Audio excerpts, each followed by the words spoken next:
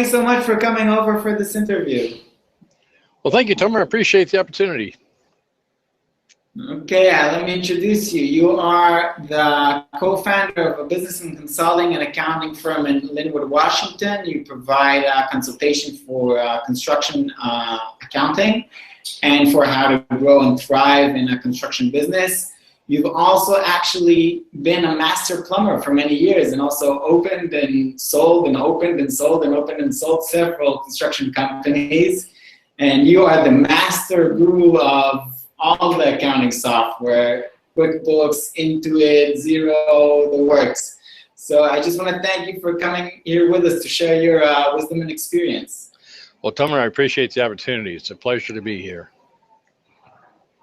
Thank you so much. Why don't we start with, can you tell us a little bit about yourself, about how you started out in construction? Well, sure. That's a real simple story. My mother remarried when I was a young child, and my stepfather had a construction company up here in Seattle, Washington. And I tell you what, my stepfather was the greatest guy on earth. He's a real sweetheart. He's what I refer to as a dog and pickup truck type contractor, because he literally had a dog and a pickup truck. So there's 3 times contractor, dog and pickup truck. There is salt of the earth. They have 3 employees. And the reason they have 3 employees, they can hold one in each hand by the throat and eyeball the third one. Then there are professional contractors that have 5 employees or more. Any event, so I got started working with him, after school in the construction business. He was a small handyman type landscaper, doing all kinds of things. Great guy. We had food to eat, clothes to wear, and a place to sleep. And he was a fantastic person there. But my perception, because perception is reality, contractors didn't make any money. And so when I got out of high school, I went right to college. I was going to get my degree in accounting. The idea was that construction, see ya, wouldn't want to be ya, had enough of that nonsense. As it were, got in college, got my accounting, and got out of college, and I was working in an accounting firm for a very short time. And a couple of events took place. There were some contractors that came in, and I discovered that accountants, some accountants, most of them, are a little afraid of contractors, because contractors are very verbal, they're very direct, and they like to use their finger and poke it in people's chest, and that's how they communicate. They're not being rude or aggressive, but accountants are all more, they come from a different background. So I got to work with a couple of contractors, and the one guy, this is funny, the one guy that absolutely blew me away, he comes in, he's got a brand new Cadillac, mud up to the gunnels, gets out of his car, in overalls, and says, I need somebody to take care of my bookkeeping and accounting. Which one of you morons can handle it? And I said, I'm the chief moron here. So, because nobody else wanted to deal with it. I'm a big guy. I'm 6 foot 275, so it didn't matter. And we chatted a little bit, and I said, you're doing quite well. What are you doing? He said, I'm a plumbing contractor. I said, well, you're doing extremely well. He said, yeah, here's how it works. I buy a part for $1. I sell it for $2. I make money in the 1%. And I thought about it, and I said, okay. And the universe has a sense of humor, because over the next few months, there were several contractors that I get to work with. And I looked at their accounting systems, and I said, how in the world contractors making this kind of money? Because my stepfather and all of his friends, none of them made that kind of money. And I came home one day, told my wife, I said, guess what, hon? I'm going to become a plumber. I'm going to go to construction again, because there's money there. And I'm going to become a plumber. And she said, you're going to become a plumber? This is great. You'll be a magician too. And I said, what do you mean? She says, I want to see how we're going to live on $5 a week.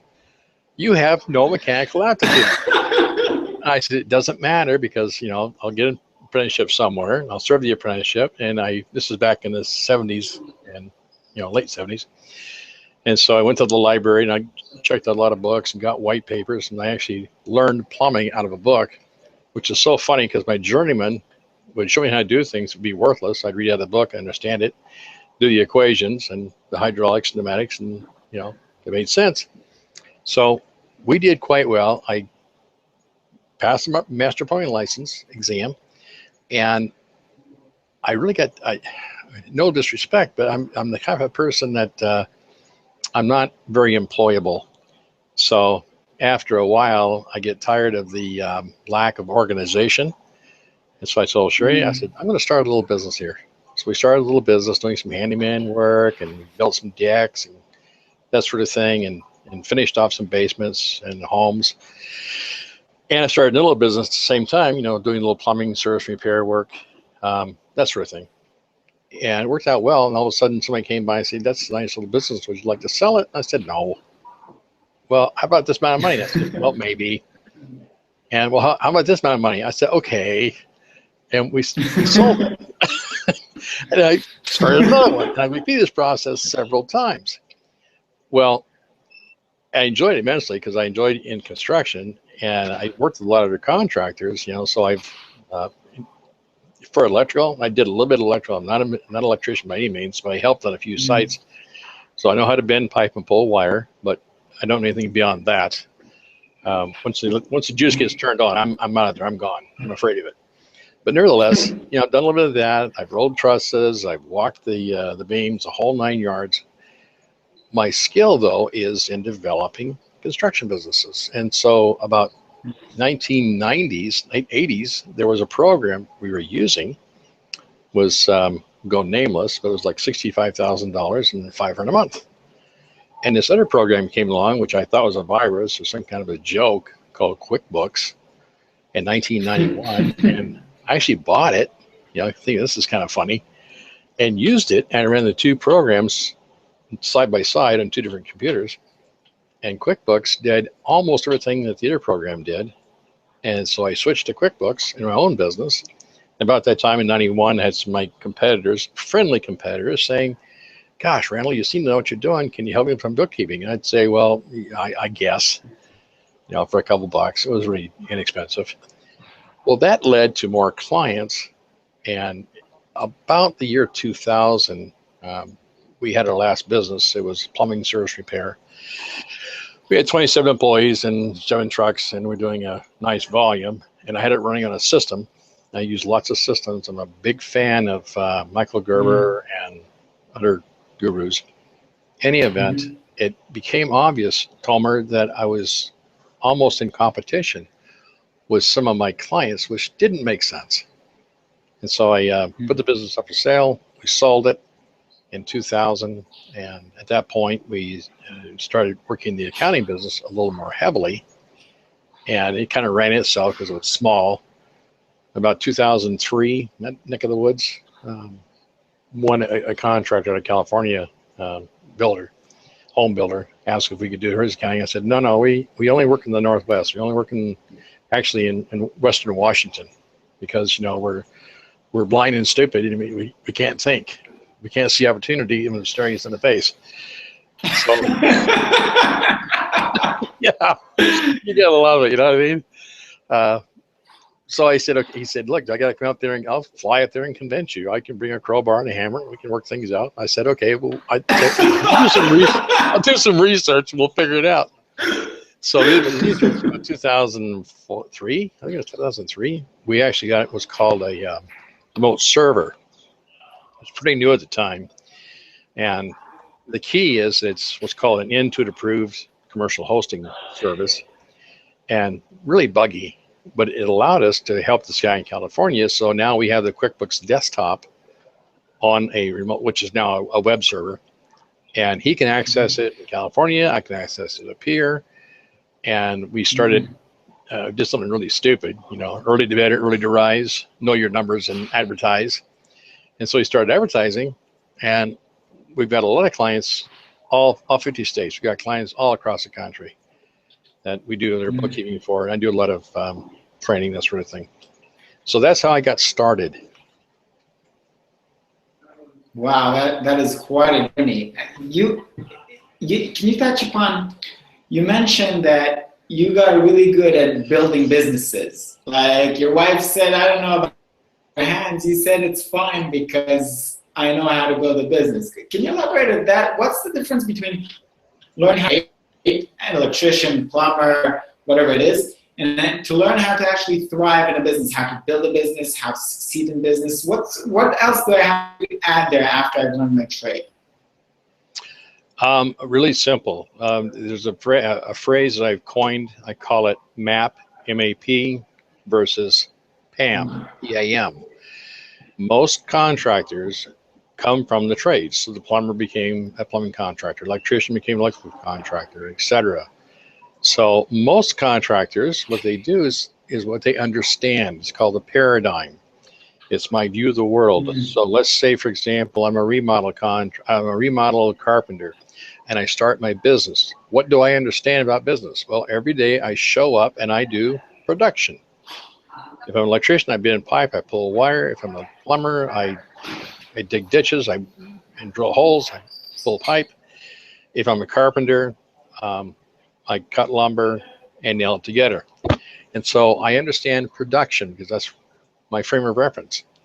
And so they start their business and they get a few friends and relatives that want to do a few projects, and they're off to the races. Now, we live in a world of what is, not what should be. And what happens is called the third quarter blues, because state, federal, and local government will leave contractors alone for 3 calendar quarters, because that's when you get the maximum penalties and interest. And then the contractor discovers, oh my gosh, I've got to pay taxes. Well, this is nonsense. Yeah, who needs this nonsense? Well, I pay taxes. What's this nonsense all about? I'm not going to hang any pictures. I don't need tax. And so at that point, they panic and they'll call an accountant or a tax preparer, and that's A of the PAM. Oh, I got this from accounting, just get my taxes paid.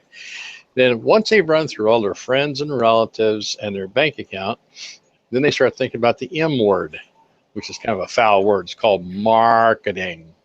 Oh my God, I got to actually market. And so then the last thing they'll do is start marketing. And what do? They go put an ad in the paper and use really good words like quality and efficient, everything that everybody uses. And so marketing is the last thing to think about. And bless his heart, he's passed away now. My stepfather had a business for 50 years, and he never grew it substantially, but he did that exact same thing.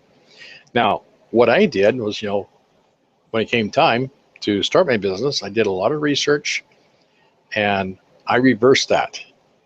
First thing the contractor needs to do to be successful is marketing. Understand who's your market. What are you doing? I'm going to say that an electrician is going to start a business and has, say, 5-7 years experience, so really knows a trade really, really well.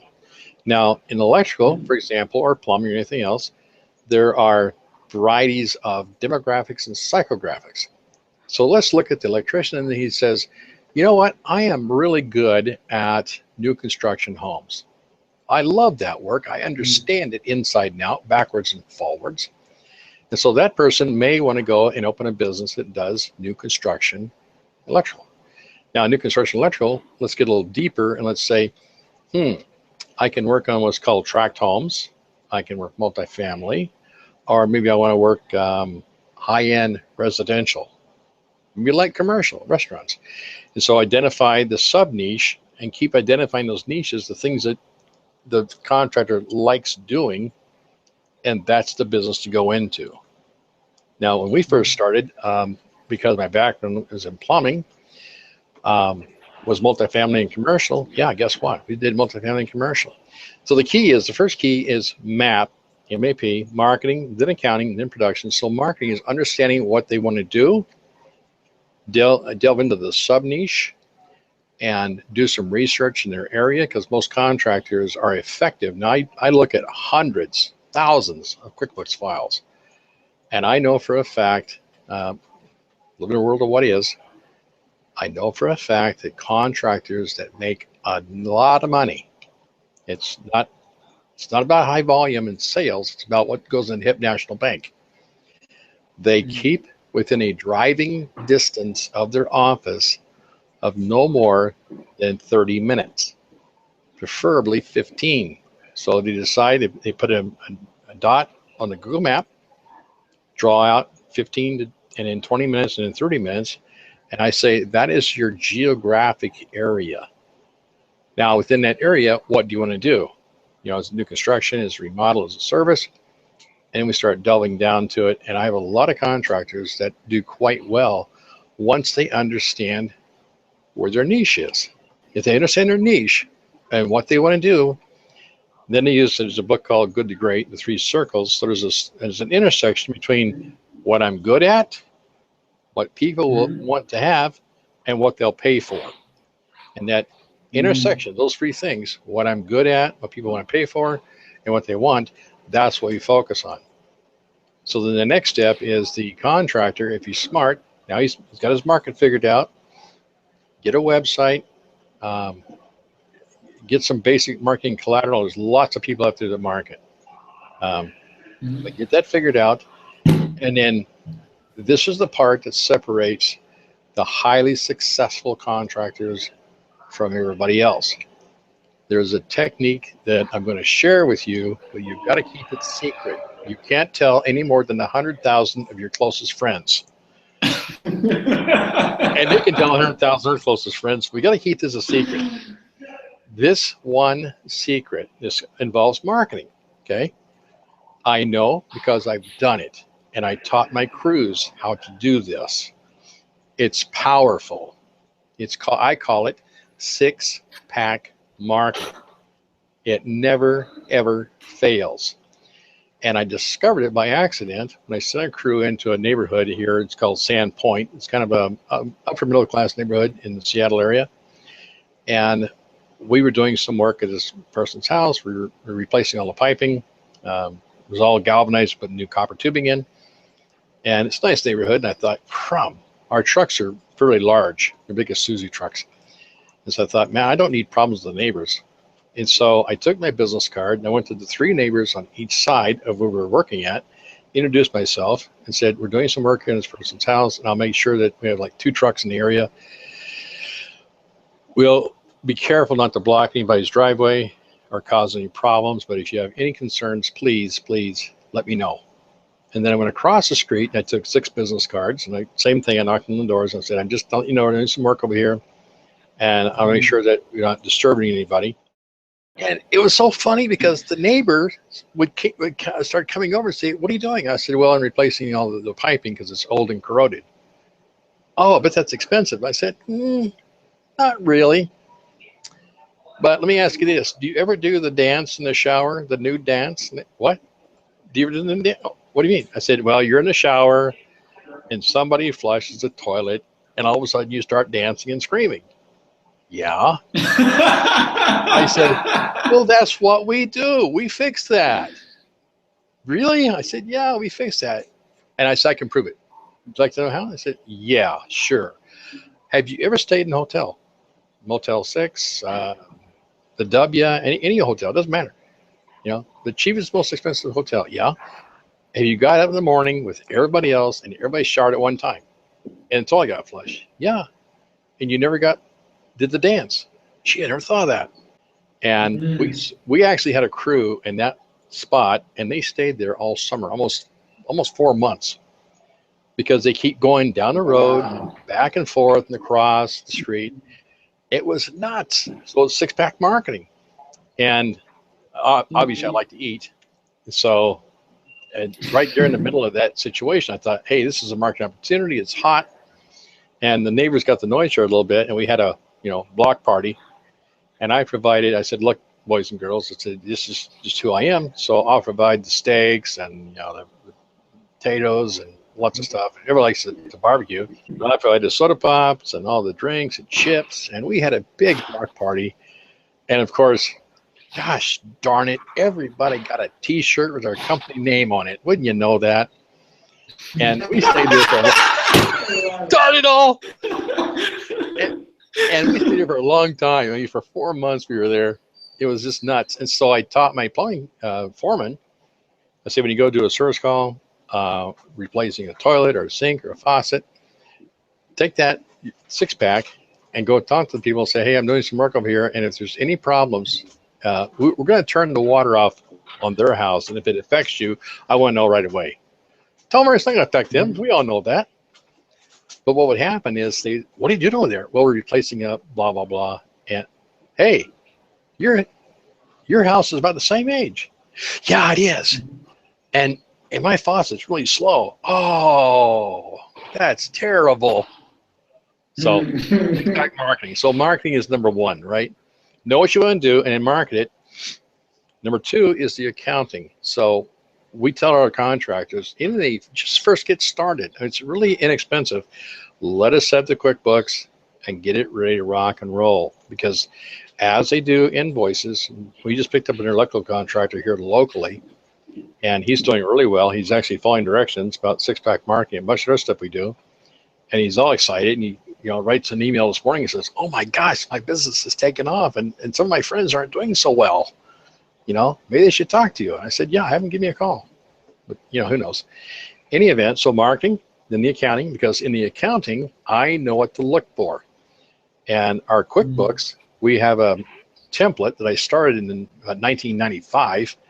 I told Sherry I'm going to, because I didn't like the QuickBooks out-of-the-box template. It was a piece of junk. I said, you know what, Sherry, I'm going to make my own template. I'm going to take 3 weeks solid and just make a template.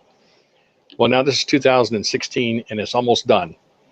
It gets about 50 updates a year. It's almost done. It's a joke. It'll never be done. But what happens when they put the data in, now here's what we do, nobody else can do. Put the data in, and I can pull up what's called WIP reports, work in process. I can pull up job costing reports, and I can dial in and tell my clients, I say, listen, Tomer, you're an electrician and you do work in these areas. And I've noticed that you have a high profit margin, for example, with high-end residential remodel.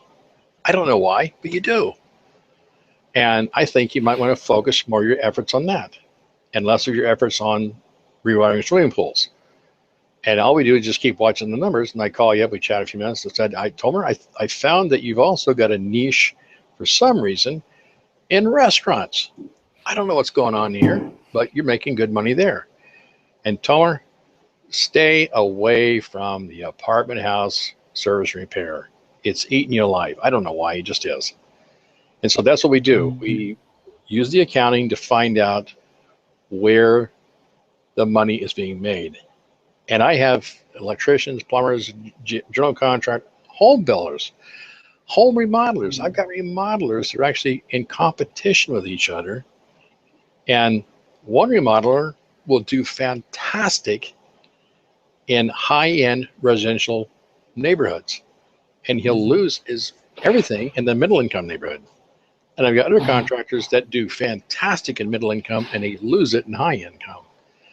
I don't know. Actually, I do know why. There's a lot of psychology involved. I just talk to each one and say, this is where you're making money. You might want to put effort there. So marketing, accounting. The accounting helps know where to market. Production is the last thing. And then once they discover this is where you make money at, we go into the P word, which is production. Now, everybody loves what they're doing. I love plumbing. Plumbing loved me for a long time. I still do it once in a great while. I volunteer with some of my clients and go out and work, and at the end of the day, I can't hardly move, and they say, gosh, Randall, you almost got as much work done as the apprentice did before lunch. I'm a little slower now. Okay, but it's fun. Any event, I tell the contractors that it's fun in your 20s and 30s. It's not as fun in your 40s, and it sure is not fun in your 50s and beyond. So here's what we need to do, production. There's an author, one of my favorite authors. Gosh, what's his name? Darn it. Michael Gerber. And he wrote several books on process, work on the business, not in it. And then there's another gentleman by the name of Dr. W. Edward Deming. And I did my dissertation in PMP on Deming, and Deming talks about systems. And so I talked to my clients. I said, this is the production. We have the marketing down, like the kind down, and we're going to do this particular niche. So we need to work on our production systems. And I used the example of, would you believe me if I said there's a way to gather hundreds of tons of metal, rubber, steel, cloth, fuel, have a bunch of people put it together that are not the sharpest knives in the drawer. They're good people, not the brightest bulbs in the box, but they're still really, really good people. and have all these people put this, assemble all this metal and rubber and cloth and everything else into a 5-story building, put 300 people inside it, and fly it across the country. Boeing, Airbus, Lockheed does it all the time. No one person in that company knows how to build the entire plane. But everybody working as a team, they can build the plane. It just fascinates me, because there's no atheist on the plane, at least not me, that's for sure. So, because I'm sitting there thinking to myself, this entire thing was put together by the lowest bidder, and I'm going to fly on it. Oh my gosh, life is good. Well, the point is that they can build planes. And so I tell my contractors, let's do this. Let's document the process in such a way, and we're going to make it bilingual. And this is very important. It has to be bilingual. Words for women, pictures for men. So we put together a whole series of screenshots and different things on how to do stuff. So for example, for my electricians, a lot of them will put the switches at 48 inches and the plug-ins at 12 inches. And so I say, this is going to sound kind of crazy. Let's go down and get a piece of aluminum square rod, smooth off on both ends, and put a mark, we have a special way to do it, at the different heights. And so take that rod and just lay it up against the 2x4s, make a mark, make a mark, make a mark, not a tape measure. Somebody comes along and they drill at a certain height. And so we develop an assembly line on how things are done, and everything is documented. Now, there's 2 times to build a system. The worst time to build a system is when you're actually doing the work. Now, the best time to build a system is when you're actually doing the work. And this is where a lot of my contractors have a problem. I don't have time to build these systems you're talking about. I said, that's okay. When you're too old to work, then you look back and say, I wish I would have listened. So the key is building these systems and processes. And it's so funny because it's all predictable. All they have to do is document it. Now, once they document it, Tomer, a funny thing happens. They find efficiencies and ways to be a little more efficient each time. And that's kind of the long version of what it is. So how to be successful? Marketing, accounting, then production, and working on the business. And that's what they can sell. And that's what I've sold in the past, is I have service contracts. I've got a whole bunch of documented systems. It was usually in notebook paper, but now it's soft copy. And so what does McDonald's do? They're a land investment company. They just happen to use those burger stands to buy the land. But they've documented their processes so beautifully that people pay millions of dollars to be a franchisee. I'm not looking to franchise, but you get the idea. So having those systems in place, and then it's so funny because the contractors, once they do this, and the ones that I work with that have done it, and it's 6-pack, I got a guy in New Jersey that's doing that 6-pack marketing thing. And he called up like 3 months ago. And he said, Randall, this is working great. He says, I'm making money hand over fist, and I'm focusing in certain areas. He says, my competitors can't believe it. My banker thinks I'm doing something else, like selling drugs, because I'm making so much money. I'm making more than 20% net profit in all my businesses because I focus in a niche. And not everybody's your customer, nobody's your customer. So marketing, accounting, production, and then build a business with the intent to either sell it, build a business with the intent. This is very important. I call it the pie truck problem, because I always build my businesses with the idea that I might be downtown, going to get my favorite Starbucks drip coffee or latte, and I got my Starbucks in the one hand, I got a Bear Claw in the other. I'm a happy camper. I'm not paying attention. I walk across the street, and all of a sudden, bam, pie truck comes by. I'm gone. Can the business survive without me? Wow. And the key is, once a contractor can take a 30-day vacation and come back and everything's still running, you now have an asset. And what do most contractors say? I can't even take a week off for two reasons. Number one, what if the business totally fails and goes in the dump? Or shit, what if it doesn't? And they discover they don't need me. So that's the key. So you flipped over the script.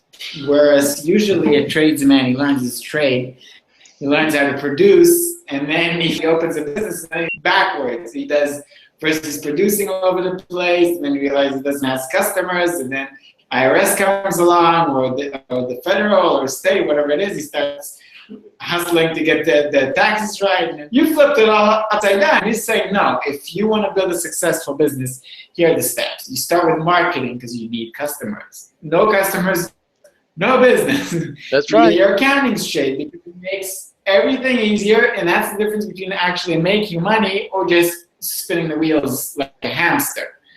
Yep. And then in the end, you touch upon production, delivery of the product, and then systematizing the delivery of the product, the delivery of the service, trying to see where you can systematize everything, where you can make it more efficient. That's wonderful. That's so good advice. Like really turns all the paradigm upside down.